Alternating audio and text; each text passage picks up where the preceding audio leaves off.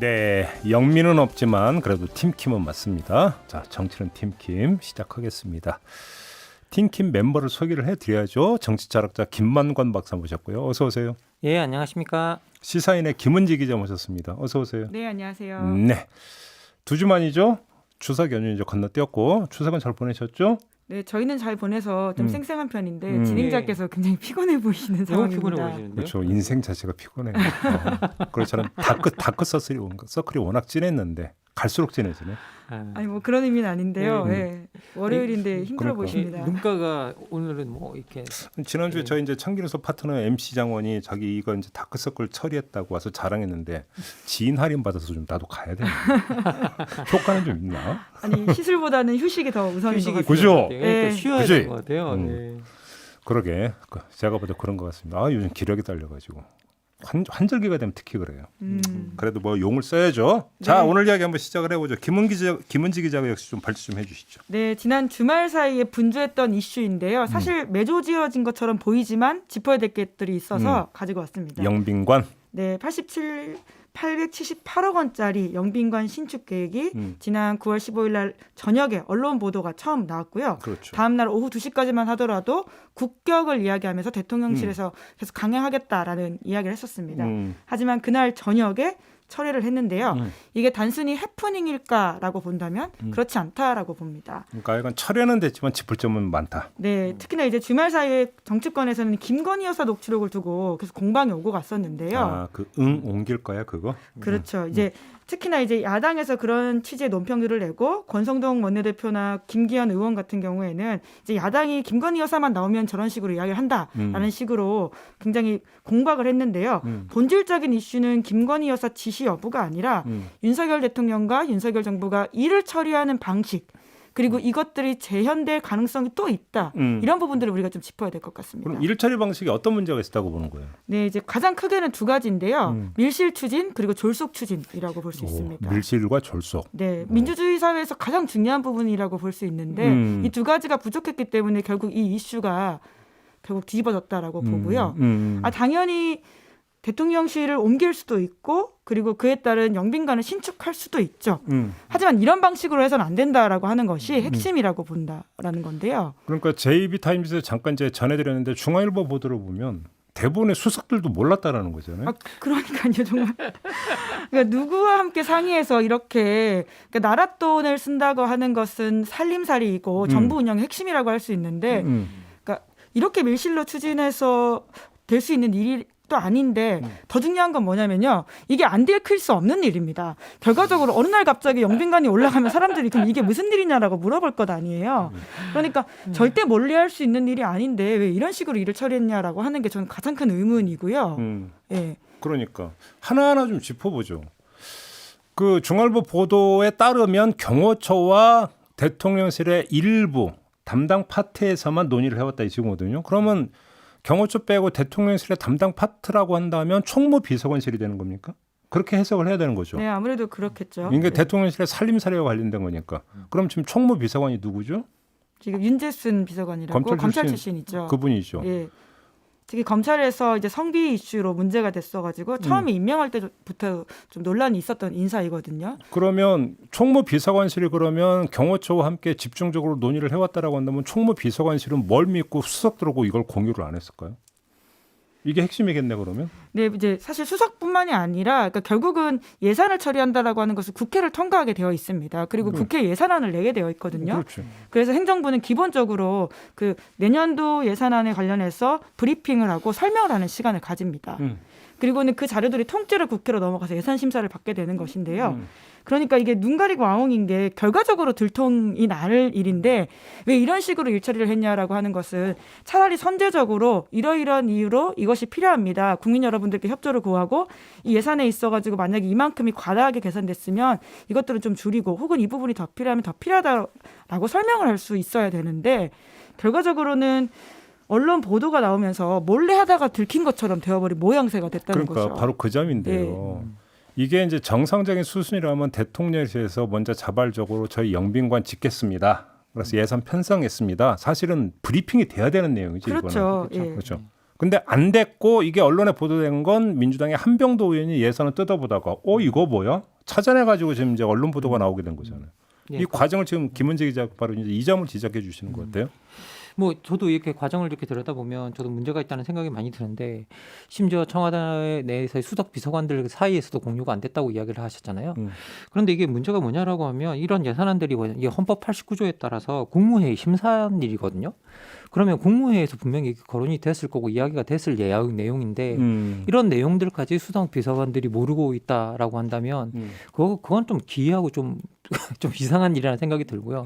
그리고 정말 이게 국무회의에서 거론이 돼서 예산안이 제출되는지도 잘 모르겠어요. 혹시 그게 예. 이제 국무회의 이제 그 심의 대상이라는 것은 그 새 예산안을 두고 하시는 말씀이잖아요. 예, 그쵸, 예. 근데 600 600억이 아니지 600 몇십 조에 800 몇 억이니까 이것까지는 다 안 봤을 수가 있는 거 아닌가요? 어떻게 보십니까? 뭐 그래도 이게 근본적으로 대통령실 이전과 관련된 문제고 그리고 부속 시설과 관련된 문제고 그리고 이게 대통령의 중요 공약 중에 하나고 그리고 실제 이제 이전 비용과 관련해서 많은 논쟁이 있었고 그리고 이게 500억대 1조 논쟁이 있었잖아요. 사실 이렇게 돌이켜 보면 이게 1조 이상 든다는 쪽이 있었고 반대쪽에서는 500원이면 충분하다 그랬었고 그래서 이게 어떤 예산의 사이에 너무 갭도 컸었고 그리고 이전을 할 때 비용이 안 든다라는 어떤 걸 강조했었고 또 영빈관 이야기를 또 들어가면 영빈관은 우리가 기존에 있던 거 쓰면 된다. 여기에 또 따로 들어갈 비용이 없다라는 식으로 변명을 해서 했었는데 그런데 이렇게 새롭게 신축한 영빈관을 신축하게 되고 거기에 들어가는 비용이 나오고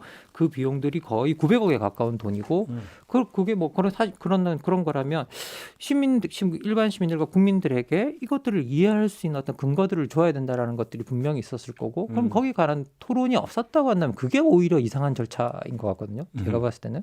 그래서 이거는 반드시 국무회의나 이런 것들을 할 때 토론이나 심사가 되고 이야기를 했어야 되고 논의되고 이걸 어떻게 우리가 국민한테 설득할 것인가에 대해서 논의가 됐어야 되는 부분이 아닌가라는 생각이 전 듭니다. 예. 그러니까 사실 공약도 아니었었잖아요. 예, 그러니까 공약이죠. 정말 갑자기 하겠다고 네, 그러니까 이제까지 이제 윤석열 대통령이 후보자 시절에 했던 이야기는 재앙적 대통령을 탈피하겠다면서 광화문으로 나오겠다라는 취지 이야기였었습니다. 그러니까 그런데 이제 갑작스럽게 당선자 시절에 용산으로 가겠다라고 하면서 본인이 직접 브리핑을 하고 이제 그때 주요하게 했던 이야기가 가장 크게 전 두 가지라고 보는데요. 단 하루도 청와대에 있지 않겠다라고 그렇죠. 하는 부분 그리고 두 번째는 공간의 의식을 지배한다라는 이야기를 하면서 그렇죠. 예, 굉장히 사실 명언이라고 저는 생각을 하는데요.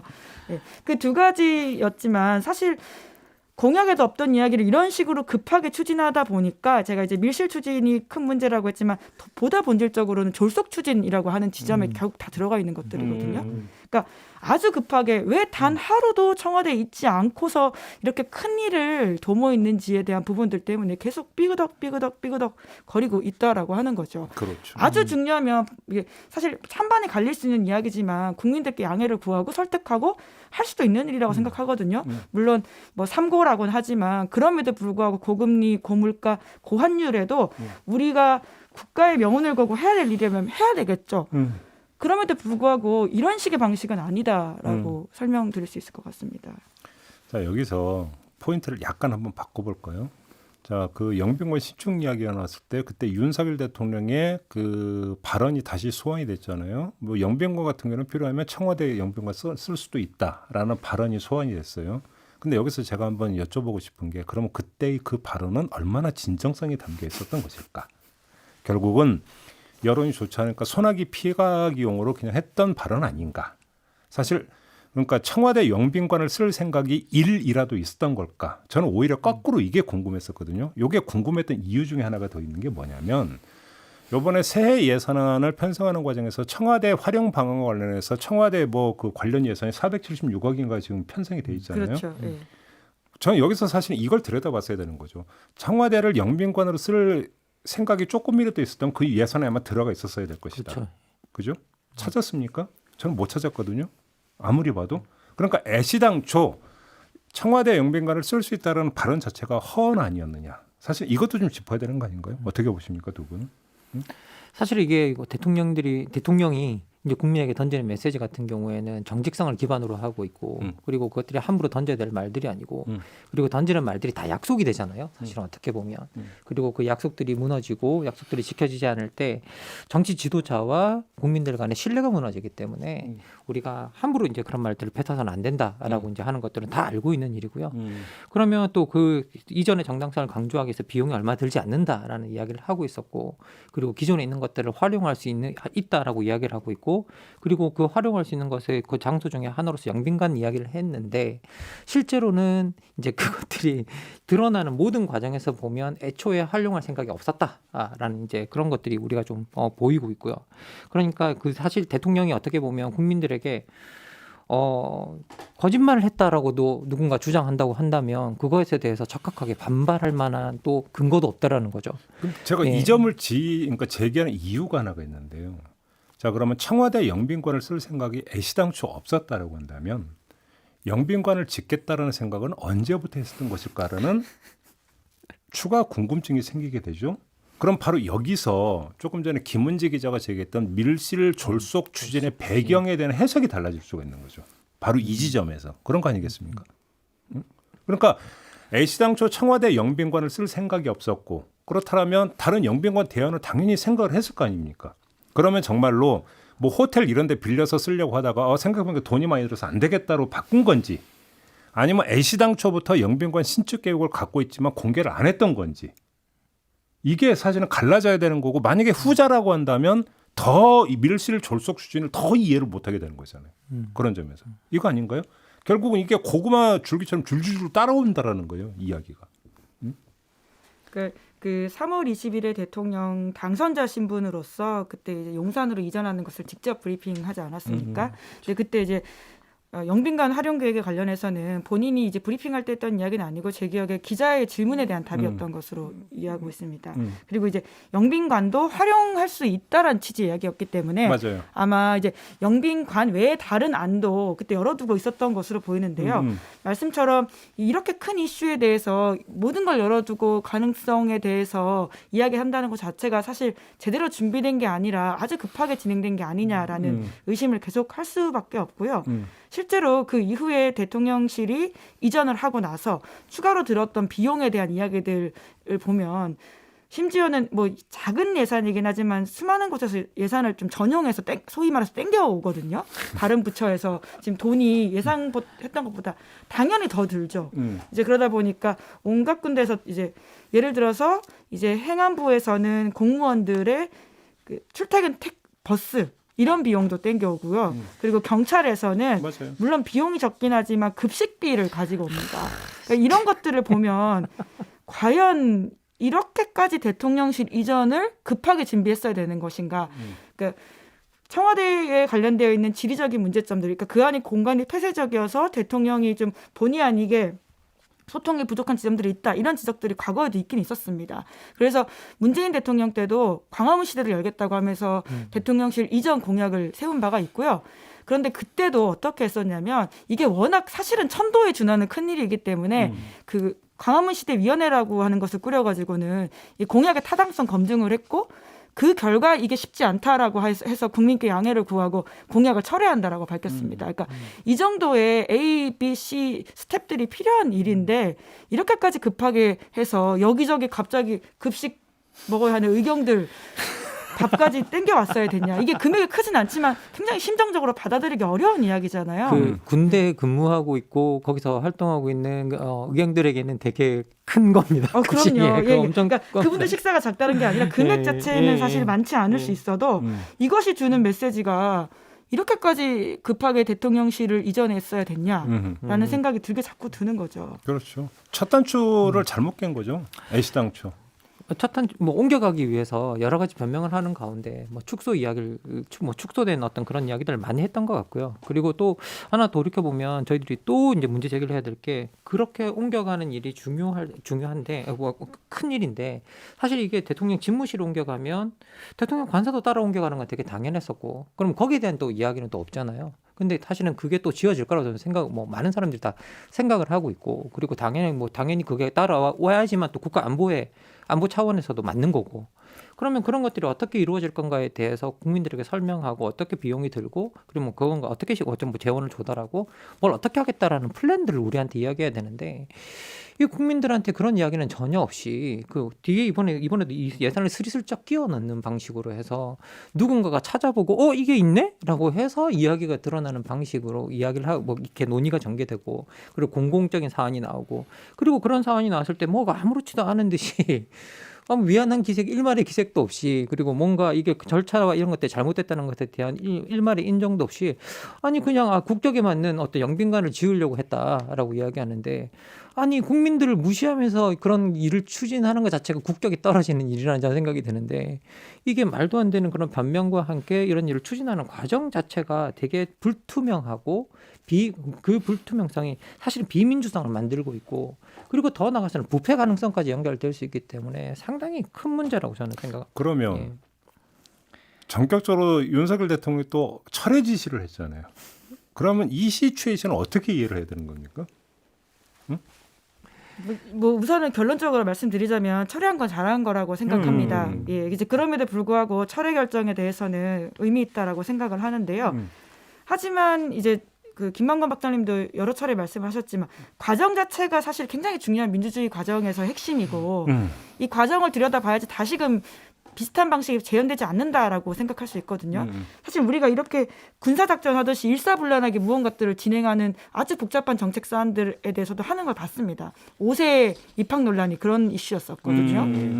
그러니까 윤석열 정부가 어떤 복잡한 이슈에 대해서 다루는 태도들이라고 하는 것이 사실 뭐 용산 대통령실 이전에 복잡한 이슈는 아니긴 합니다만은 국민께 양해와 수기가 필요한 이슈이거든요. 그런 지점에서 정말 군사작전 하듯이 정책 시행 과정을 여러 번 이렇게 비치는 모습들을 보면 이 정책과 정치라고 하는 것을 대통령이 어떻게 이해하고 있느냐라는 질문을 다시금 좀 하게 되는 것이죠.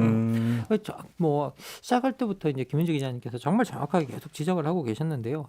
이런 일이 계속 반복되고 있다라는 것들이 가장 큰 문제고, 뭐 교육부 취약 연령 뭐 하향이라든지 대학의 지방 이전 문제라든지 그런 이슈들을 그냥 아무 여론의 수렴이나 공공화해 없이 공공 쪽으로 우리가 뭔가 이걸 여론을 만들고 아니면 또 뭐 이런 수렴하는 그런 과정이 전혀 없이 그냥 툭 던지고 거기서 여론의 반론이 나오거나 비판이 나오면 거기서 그냥 뭐 아무 일도 없다는 듯이 그냥 또 물러서는 어떤 그런 태도를 연속적으로 계속 취하는 것들이 지속적으로 반복되고 있고 계속 지적하는데도 똑같은 일이 계속 반복되고 있다라는 건 이건 학습 효과조차도 없다라는 뜻이거든요. 그래서 이게 가장 큰 문제라고 저희들이 지적하고 있는 거예요. 저는 그 지적은 100% 타당한 지적이라고 보는데 취약연령 조정과 영빈관 시축은 약간 다른 부분이 하나가 있어요. 그러니까 뭐냐면 철회라고 하는 측면만 놓고 보면 5세 취약연령 조정 같은 경우는 그 이전에 전사가 없었던 거죠.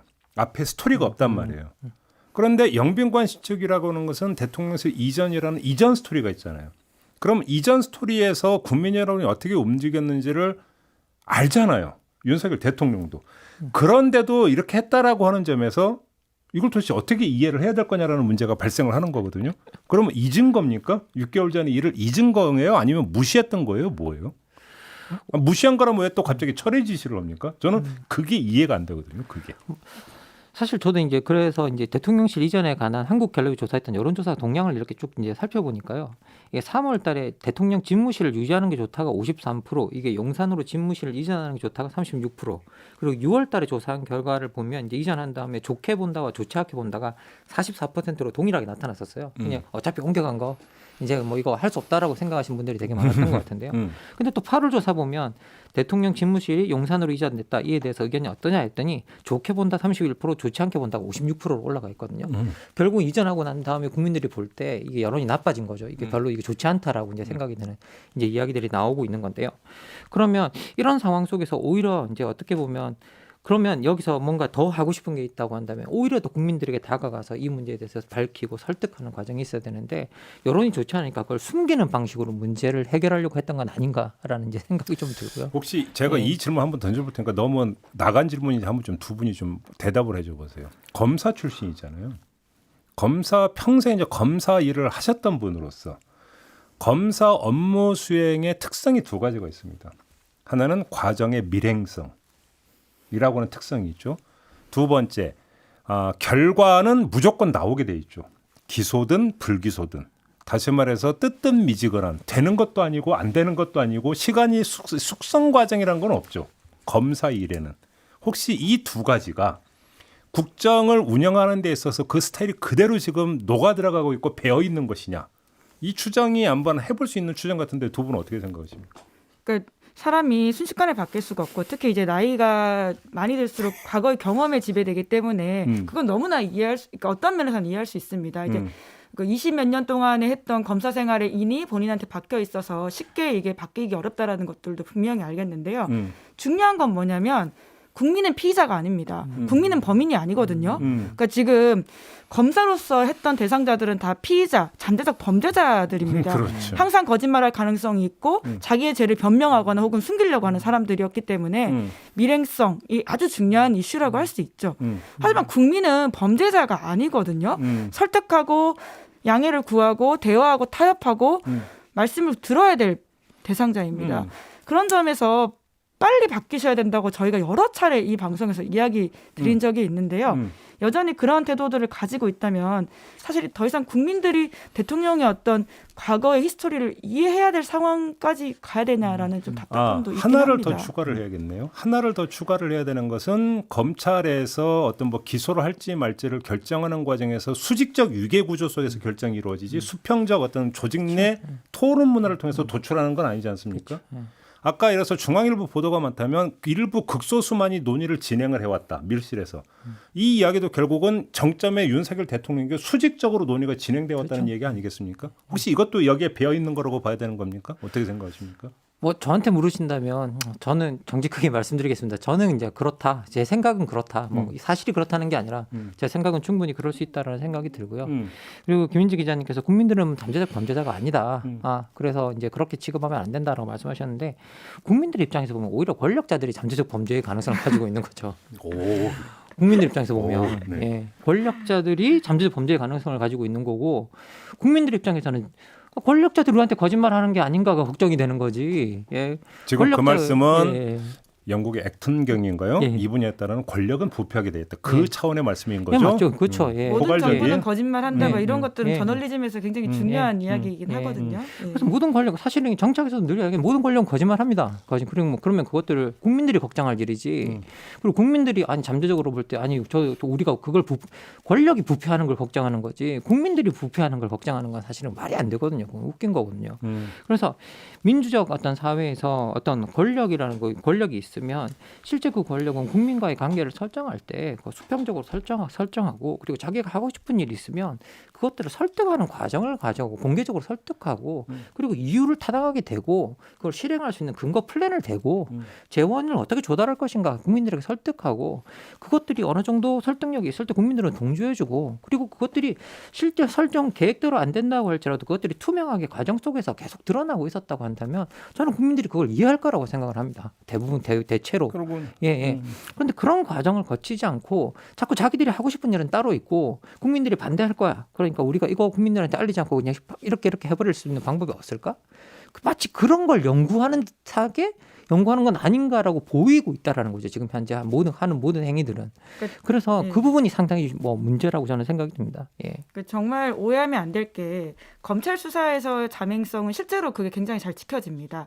그래서 실제로 우리가 수사 기록이라던가 그런 부분들을 공개돼서 본 적이 없잖아요. 법원에서 일부 이제 검사가 재판을 다툴 때 그 수사 기록 일부를 가지고 와서 공개하고 그것들을 이제 다투기도 합니다. 죄를. 하지만 대부분의 수사 기록들은 이제 평생 잠행되어 있고 밀행이 되거든요.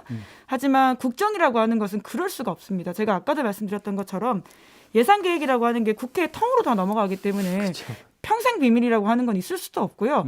아니, 고작 1, 2주입니다. 그러니까 정말 눈 가리고 아웅이거든요. 어차피 다 들통나게 되어 있는 것들이기 때문에 차라리 그 과정을 투명하고 다 공개해서 선제적으로 이야기를 하는 것이 훨씬 더 효과적이다라는 것을 좀 알아야 된다는 거죠. 두 분 지적을 종합하면 두 가지가 없는 거죠.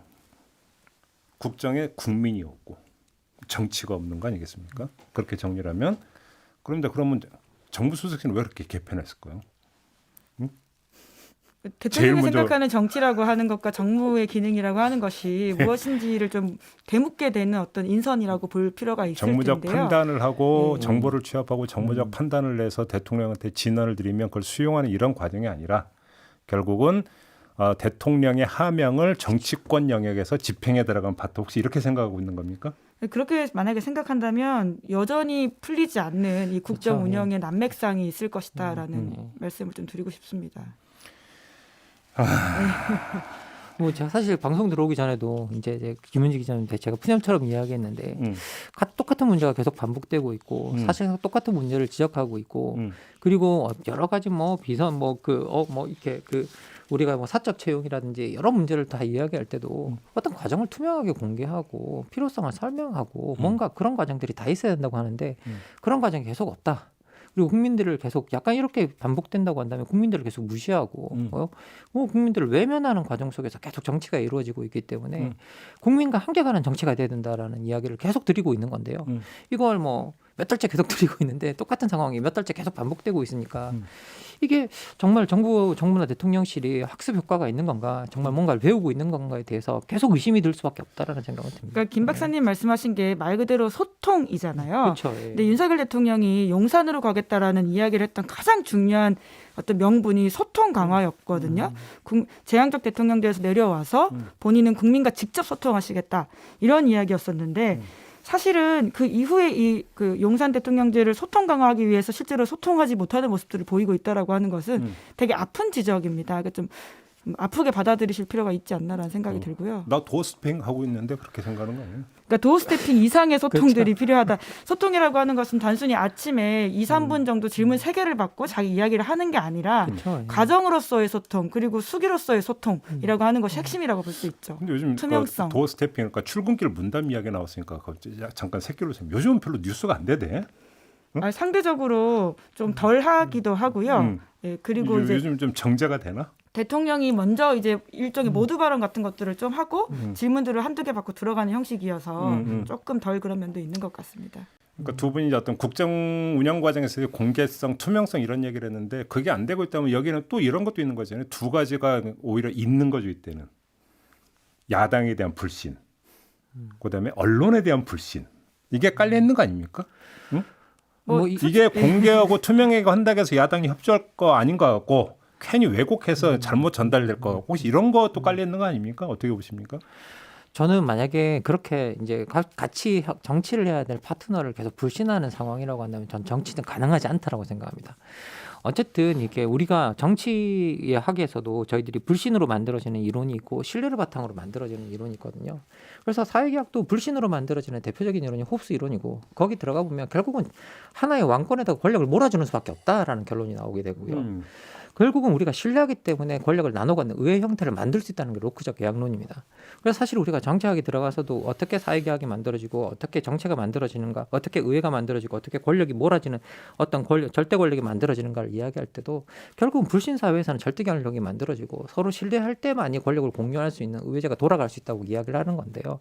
우리가 기본적으로 이런 민주적 시스템을 유지하고 있다고 한다면 어떠한 방식으로건 자기와 대척점에 있는 사람이라고 할지라도 그리고 세력이라고 할지라도 서로 어느 정도 신뢰하고 그리고 거기에 대해서 같이 뭔가를 해야겠다는 발상을 가지고 있지 않다고 한다면 정치는 같이 이루어질 수 없다라는 그런 부분을 말씀드리고 싶고요.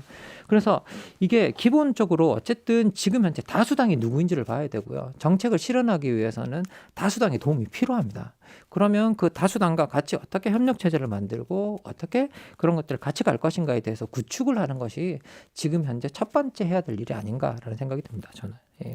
그러니까 야당과 언론이 사실 우호적인 환경이 아니라고 생각할 수 있을 수도 있죠. 그리고 실제적으로 야당과의 관계라고 하는 것이 원활하지 못한 것은 지난 대선이 0.73%포인트 차이였기 때문에 정말 이 초박빙의 승부로서 서로에게 승복감을 주기 어려운 지점들이 있었던 것도 사실이거든요. 그러면 여튼 이긴 거는 윤석열 대통령과 국민의힘입니다. 그렇게 됐으면 권력을 진자로서의 가질 수 있는 어떤 그 운영의 방식이라고 하는 것은 본인이 다소 억울하거나 다소 뭐 답답한 지점이 있더라고 하더라도 안고 가야 되는 거라고 생각하거든요. 그럴 수밖에 없죠.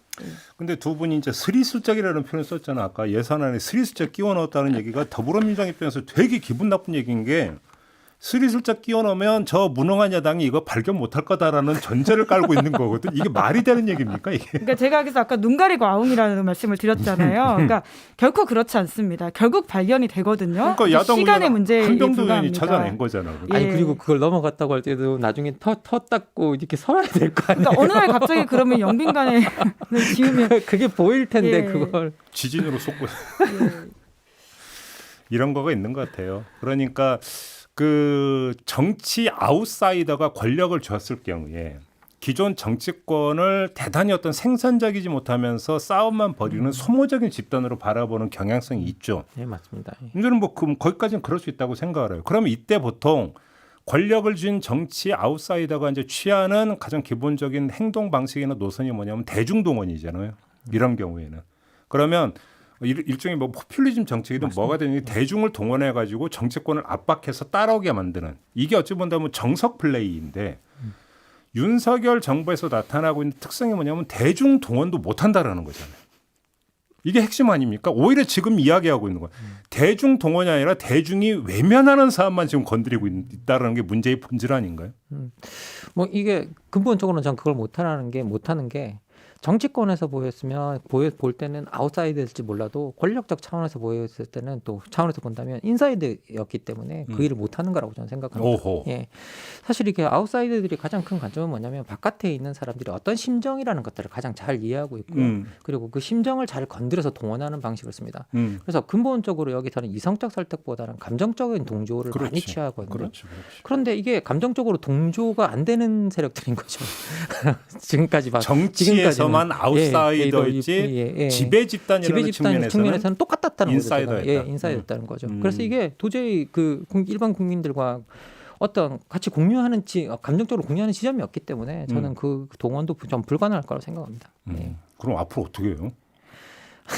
아까 학습 효과를 말씀하셨으니까 이런 사안이 있을 때마다 생겼던 이야기들을 잘 복귀해서 좀 반복하지 아니 않도록 제가 그 하는 얘기에 것이 동의를 중요하죠. 못 하겠다니까. 왜 학습 효과를 하면 그 용산 이전 때 나왔던 여론을 학습을 했었어야 되는 거 아니야? 그러면 이번에 영빈관이 왜 나오냐고. 내 지금 얘기는. 임기 이제 4개월 됐으니까요. 이제라도 학습을 좀 하시길 바란다라는 것으로 말씀을 드리겠습니다. 원래 벼락치기는 시험 전날하는 예. 거긴 한데 그렇긴 한데.